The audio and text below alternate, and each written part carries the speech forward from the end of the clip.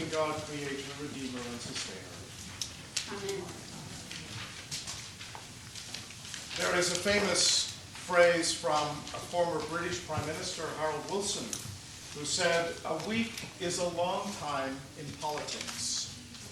A week is a long time in politics. And the underlying message of this Palm Sunday is to be cautious and not to pay too much attention to the adulation of the crowds, because in less than a week they're hailing you as the King, the Messiah, and they're spitting at you as you're carrying your cross.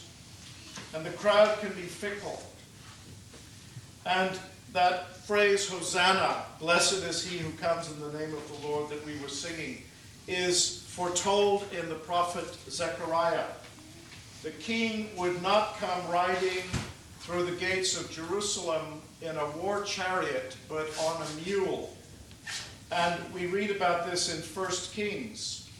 So the priest Zadok and the prophet Nathan and Benaniah son of Jehoiada and the Cherethites and the Pelethites went down and had Solomon ride on King David's mule and led him to Gihon. And this was for his coronation. So this was a presidential cortege riding down Connecticut Avenue with all the crowds hailing the new leader. But there were only two problems. There was already a king on the throne in Jerusalem, and there was also above him a Caesar, an imperial emperor ruling in Rome. And I wonder what those authorities must have thought about as Jesus carried out this dramatic entry. They may have thought it was a quaint cultural reenaction of some historic moment in the past. But with armed Roman soldiers at every corner, suspicious that Jewish nationalist insurgents might stage some act of retaliation or attack at Rome, they must have been concerned. And it's only when Jesus enters the temple that we see things begin to fall apart. And he overturns the tables of the money changers. And what their job was to take the polluted secular money of Rome that had on it the emperor's head, and to exchange it for temple coinage so that people could buy animals to sacrifice. And it's interesting that at the trial of Jesus, the reason why he is condemned to death is that he is a threat both to our nation and to our religion, to our temple. He's a threat to their business and to their sense of being Jewish. He's accused of blasphemy, claiming to be a god, something that would have offended both the Jews and the Romans, who saw the emperor as God. And so as the week progressed, the authorities watched the crowd being whipped up into a frenzy by this earlier cultural pageant that we celebrate right now, into a potential rebellion and a threat. And when they finally arrest Jesus, they come with weapons because they fear an armed revolt. But Jesus says to Peter, "Put away your sword."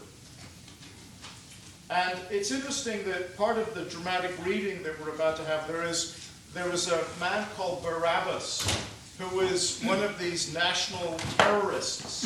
And the crowd in the end want Barabbas released as a sop to this Jewish nationalist passion by Rome. So the crowd is not only fickle, but it can be easily manipulated by all of these forces that are at work during this Holy Week, as we look darkly into a story about the worst and the best of what it means to be human. And I want you to notice the detail in the story. We've already got a glimpse of it when Brian read from Mark. There is detail. Jesus prepares. He's already told people that he will be sending people to pick out this mule.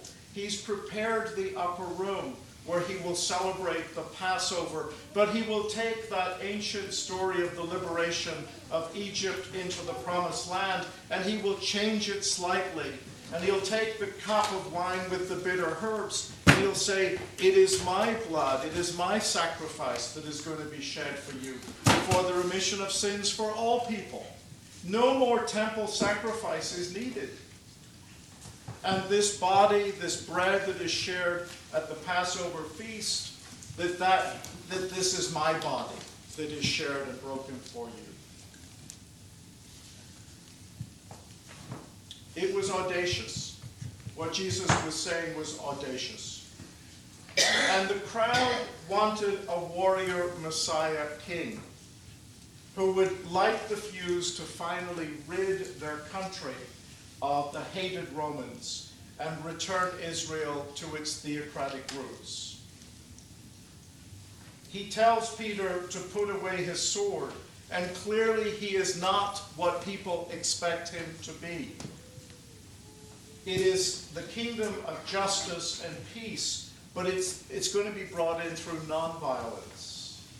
And he tells Peter to put away his sword. It's that self-emptying, that wonderful reading that Cam read this morning, the self-emptying of Jesus, who becomes the servant, who risks his reputation in his own physical safety to become an example of how Christians should be servant leaders, bringing in God's reign of justice through self-sacrificial, nonviolent love. And in a few moments, we will be reading more of the details of that story. And there are deep moments of connection and intimacy. The desertion, the betrayal by his inner circle. And the character of Judas is an interesting character. And in many ways, I think he's been given a bad rap by the church. Because if the expectation of the crowd and even the disciples that Jesus was the one who was going to liberate them from oppression, there is a school of thought that says Judas actually thought that he was doing Jesus a favor by signaling this moment of revolt. And why did he kill himself? So that he's often portrayed as either possessed by Satan, or he did this for power, or he did this for money. But we know in the Gospels that the disciples have conversations among themselves. When Jesus becomes the king, which cabinet positions will we have? So Judas is seen in a different light, and he is in some ways the patron saint of bad judgment. He backed the wrong horse. He didn't do all of his homework. And we can connect with that.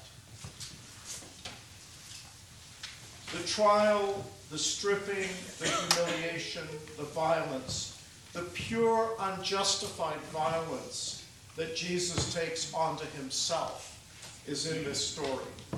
And he enters the criminal world of prisoners and thieves. And he becomes just another writhing piece of flesh who reminds the onlooking masses that if you step out of line, this will happen to you. And crucifixion is a particularly vile instrument used by Romans to control the population.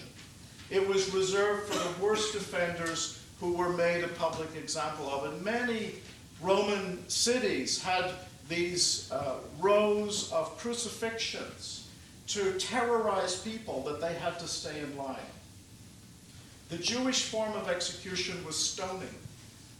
So this was particularly a Roman and often a political form of execution.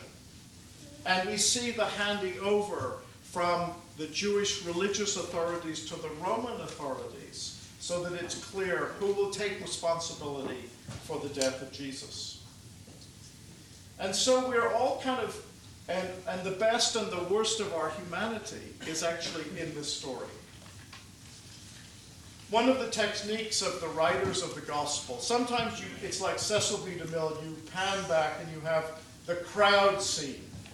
And then the camera will come in slowly and you'll have a face or a person. So as we read the story, to think about the characters that are going to be kind of revealed to us. And it's a kind of tapestry. And I want us to think about where we are. Who do we identify this year in this story? I wonder, we might feel like Peter, or we might feel like the women who stand by watching. When the men had deserted, the women are at least present and watch, and they feel powerless. Or we might feel that we're Joseph of Arimathea, and he is the wealthy, he's the guy from Millbrook, who's been hiding in the shadows, but somehow he finds the courage when Jesus is crucified to convince Pilate that he wants the body. And he probably buys the body, and he buys the linen cloth, and he buys the tomb, and he did his bit in the story. As the story is read this year, we're going to be removing the ornaments from the sanctuary. And it's a kind of stripping away. It's a kind of getting back to basics. And as we look at who we are, in all the pluses and minuses of who we are, there is a kind of stripping away. What are our ultimate values when push comes to shove? How will we make ethical, courageous decisions about who we are as people of faith? The other part of the story, in terms of looking at the crowd, is to think about how we deal with the crowd. And Jesus has a lot of experience of dealing with crowds.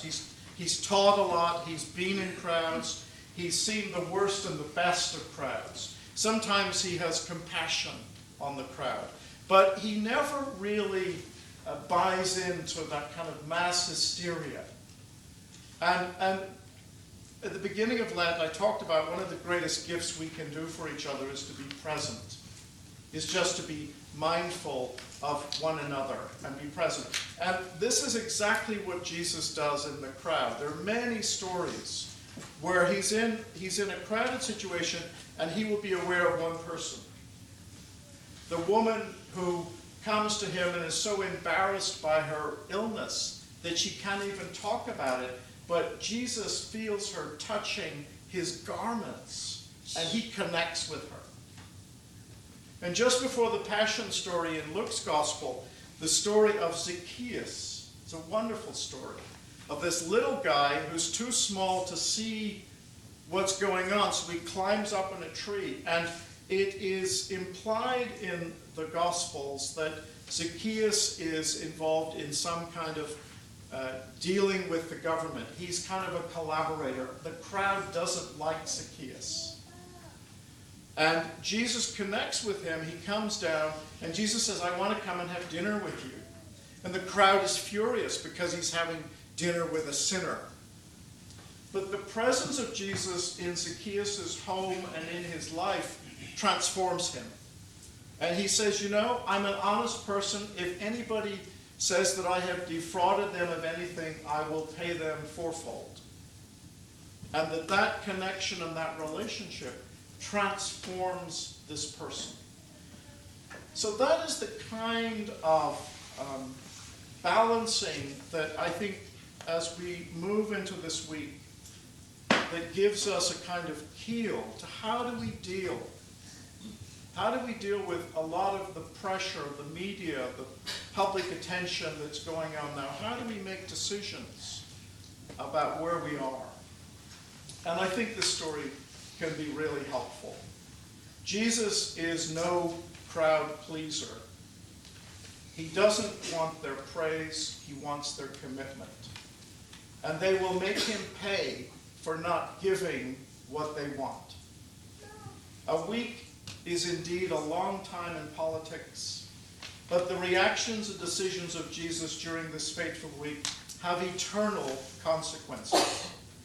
So in this final week of Lent, the church and each other listens and observes more attentively this epic drama we call life. And where are in that story.